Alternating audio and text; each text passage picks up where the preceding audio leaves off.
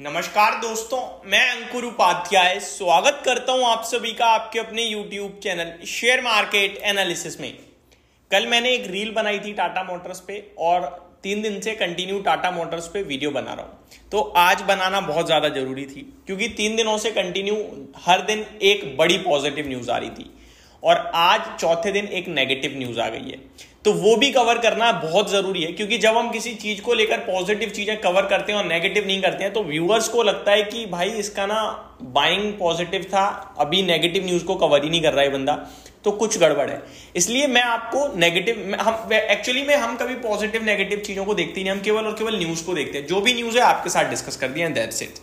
अब टाटा मोटर्स के लिए ऐसी क्या खबर है जो नेगेटिव है? दोस्तों मैं ये भी बताना चाहूंगा कि काफी ज्यादा बड़ी नेगेटिव न्यूज है, बट इसके चलते क्या स्टॉक का प्राइस आपके लिए टूटेगा, क्या बेच देना चाहिए? बिल्कुल नहीं। लॉन्ग टर्म के लिए स्टिल होल्ड है और बाइंग और एक्यूमुलेशन के लिए 920 का लेवल है। मिलेगा तो ठीक है, नहीं मिलेगा तो भी ठीक है, वो अपना फंडा क्लियर है। लेकिन खबर क्या है वो पता होना बहुत जरूरी है।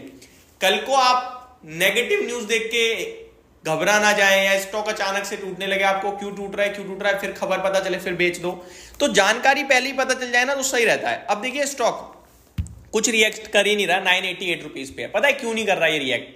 क्योंकि इसने पॉजिटिव खबर पे भी रिएक्ट नहीं किया ना। 3 दिन एक से एक बड़ी पॉजिटिव चीजें आई। क्या ये भागा शेयर? नहीं भागा, नॉर्मल चला बाजार के साथ। तो आज जब एक नेगेटिव खबर आई है तो उस पर भी नहीं गिर रहा है, दैट्स इट। अब मैं एक एक करके सारी चीजें कवर करता हूं क्योंकि ये जो नेगेटिव खबर है पॉजिटिव खबर से लिंक्ड है। पहले पॉजिटिव आई एनालिस्ट मीट से। एनालिस्ट मीट में मैनेजमेंट बहुत बुलिश था और नॉर्मली एनालिस्ट मीट में मैनेजमेंट बुलिश ही होता है, कभी कभार नेगेटिव आ जाता है, अदरवाइज ज्यादातर बुलिश ही होता है क्योंकि उन्हें भी इन्वेस्टर्स चाहिए होते हैं। बट टाटा ग्रुप में अपने आप में इन्वेस्टर्स ऑलरेडी रहते हैं। टाटा मोटर्स को लेकर मैनेजमेंट क्लियर कह रहा है कि हमारा तीनों सेगमेंट पे पूरा फोकस है, मार्केट शेयर बढ़ाने पे फोकस है, ईवी पे फोकस है, नए मॉडल्स लॉन्च करने पे फोकस है, हम मार्जिन्स में भी और इंप्रूवमेंट देख रहे हैं। तो मैनेजमेंट का एनालिस्ट मीट में गाइडेंस कमेंट्री बहुत स्ट्रांग थी, पहली बात। अगले दिन कमेंट आता है, अगले दिन एक खबर आती है जहां पे टाटा मोटर्स के लिए पॉजिटिव न्यूज जो थी वो ये थी कि यूरोप में चाइना से जो गाड़ियां आती हैं, उन चाइना से जो भी गाड़ियां यूरोप में आती हैं उन पे ड्यूटीज बढ़ा दी गई हैं, एंटी डंपिंग ड्यूटीज के टैक्स वगैरह बढ़ाए। तो वो एक टाटा मोटर्स के लिए पॉजिटिव थी। क्यों? क्योंकि दूसरी गाड़ियां महंगी बिकेंगी तो टाटा मोटर्स का जेएलआर यूरोप में अच्छा खासा है, जिसके चलते उन पे फोकस बढ़ जाएगा, उनका मार्केट और गेन कर सकता है। तो ये एक बड़ी पॉजिटिव न्यूज थी जिसके चलते टाटा मोटर्स मूव करता है, ज्यादा नहीं करता। फिर कल एक खबर आती है कि टाटा मोटर्स को भारत की एनकैप यानी न्यू कार असेसमेंट प्रोग्राम जो क्रैश टेस्टिंग होती है उसमें 2 इलेक्ट्रिक व्हीकल्स को 5 स्टार रेटिंग मिली।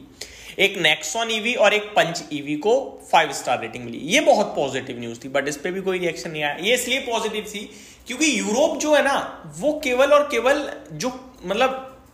जो एनकैप से गुजरी होती है या जी एनकैप से यानी क्रैश टेस्टिंग में वो सेफ्टी पर्पज से ज्यादा देखते हैं। तो अब ये जो है ये अपनी भारत की मैन्युफैक्चरिंग गाड़ियों को भी यूरोप एक्सपोर्ट कर सकते हैं क्योंकि इन्हें 5 स्टार रेटिंग है। तो इनके लिए डबल बोनेंजा हो गया, अदरवाइज ये वहीं बनाएंगे वहीं बेचेंगे। अभी ये यहां से भी इन गाड़ियों को एक्सपोर्ट कर सकते हैं, तो ये बड़ा बेनिफिट था। अब आज जो नेगेटिव खबर आ रही है वो यूरोप से जुड़ी हुई है। दोस्तों यूरोप और चाइना के बीच में विवाद हो गया ऐसा लग रहा है, लेकिन ये विवाद लड़ाइयों का नहीं है, ये विवाद है फाइनेंस का, मार्केट्स का, कंपनियों का।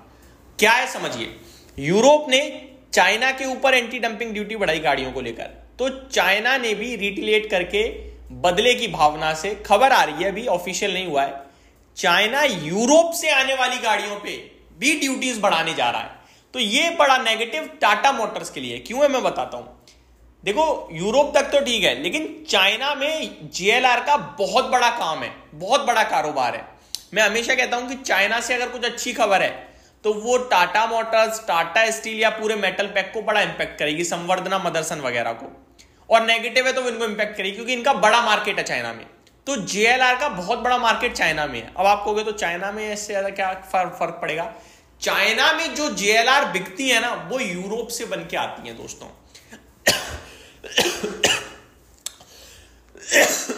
माफ कीजिएगा। अभी यूरोप में जेएलआर बनेगी, जैगुआर लैंड रोवर, फिर वो चाइना जाएगी तो उन पे ड्यूटीज ज्यादा पे करनी पड़ेगी, तो महंगी हो गई वो भी। हाँ, तो वहां पे एक डिस्ट्रप्शन देखने को मिल सकता है। तो ये सारी की सारी खबर है।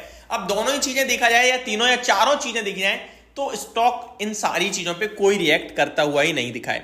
मैं एक महीने की बात करूं तो स्टॉक कंसोलिडेशन में चल रहा है, 2% के पॉजिटिव रिटर्न है, इससे ज्यादा कुछ नहीं। 4 जून को पूरा बाजार टूटा था, ये भी टूटा, रिकवर कर गया, पूरा बाजार भी कर गया। स्टॉक ऊपर से अभी भी अच्छी खासा नीचे है, 1065 का हाई है, 990 पे ट्रेड कर रहा है, 920 करीब इसमें एक्यूमुलेट करना है, बाय करना है, ये मेरा क्लियर कट व्यू है। 1200 रुपए के छोटे टारगेट हैं जो कि मेरे को लगता है जल्दी अचीव होंगे। जल्दी 6 महीने से पहले तो नहीं दिखते हैं, हो जाए तो अच्छी बात है। इसलिए नहीं दिखते हैं क्योंकि कमर्शियल व्हीकल में भी डिमांड की कमी है, ऐसा मैनेजमेंट ने खुद कहा था रिजल्ट्स के बाद। तो मे बी आपके लिए ईयर एंड या फिर नेक्स्ट ईयर की स्टार्टिंग में आपको ये स्टॉक बहुत अच्छा करता हुआ दिख सकता है दोबारा से। तो लॉन्ग टर्म इन्वेस्टर्स के लिए ये वीडियो थी। होप आपको सारी जानकारी समझ में आई होगी। Thank you so much for watching this video. Have a great day guys.